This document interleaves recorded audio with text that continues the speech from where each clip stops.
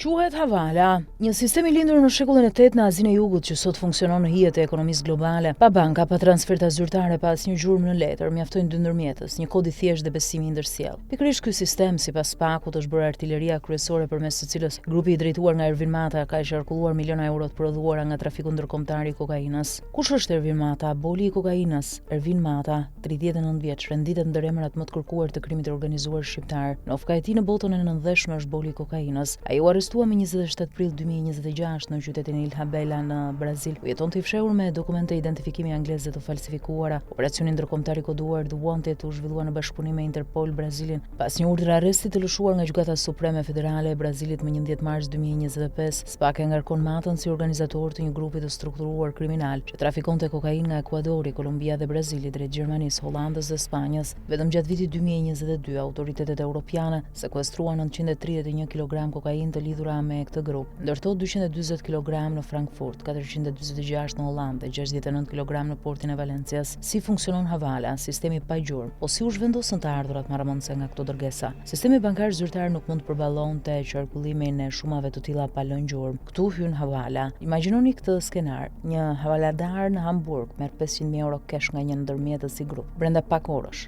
një tjetër në Tiranë dorëzon shumën ekuivalente një personi tjetër që paraqet një kod të thjeshtë. Mund të jetë një numër serie kartmonet, një frazë apo edhe një fotografi e copëzuar. Asnjë euro nuk ka kaluar kufirin, asnjë transfer bankare, asnjë kod SWIFT. Llogaritë ndërmjet havaladarëve mbahen në fletore informale dhe shlyhen pas muajsh, ndonjëherë nëpërmjet mallrave, pasurive të palueshme ose faturave të rreme tregtare. E gjitha mbështetet tenderi. Një havaladar që thyen marrëveshjen përjashtohet nga rrjeti dhe humb gjithçka. Pse Mata dhe grupi i tij zgjodhen Havalën? Hetuesit e prokurorisë posaçme zbuluan se rrjeti i Matës e zgjodhi Havalën për 3 arsye konkrete. E para, anonimati total, asnjë emër klienti, asnjë verifikim know your customer, asnjë regjistër zyrtar. E dyta, shpejtësia, paratë që në sistemin bankar do të kërkonin ditë apo javë lëvizin brenda orësh. E treta, mungesa e jurisdiksionit. Asnjë gjykatë vetme nuk mund të kërkojë dokumente nga një havaladar në Dubai, një tjetër në Stamboll dhe një të tretë në Tiranë. Sipas zbulimeve të hetimit, grupi i Matës operonte me ndihmësa të shpërndar nga Guayaquil në Ekuador deri në portet të Mesdheu. Në këtë rrjet përfshiheshin policë dhe ish policë në Shqipëri. Pronësia e fshehur dhe pastrimi e parave Havala nuk është vetëm transferta, është edhe pastrimi përfundimtar. Hetimet e SPAK kanë konstatuar se shumë biznese të lidhura me Ervin Matën janë regjistruar zyrtarisht në emër të babait të tij, Luan Mata, ose antarëve të tjerë të familjes. Këto pasuri sipas dosjes prej 106 faqesh të prokurorisë janë cilësuar si produkte të drejtë për drejta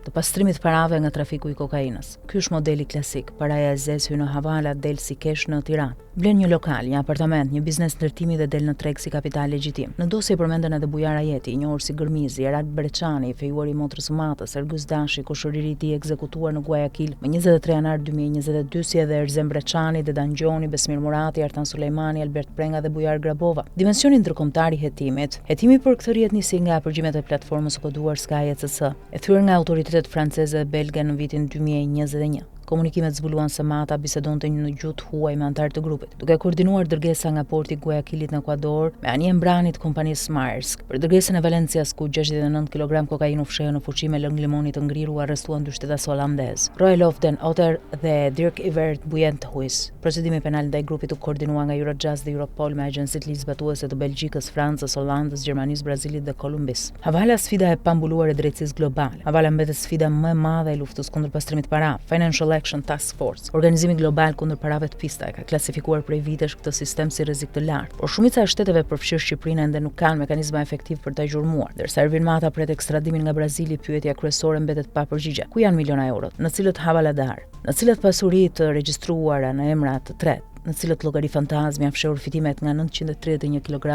të kokainës. SPAK ka hetuar rreth 40 persona të afër me grupin, por përgjigjja e plot ndoshta do të vijë vetëm pas marrjes në pyetje të vet Matës në Tiranë. Deri atëherë, Havala vazhdon të jetë hija që nuk kapet.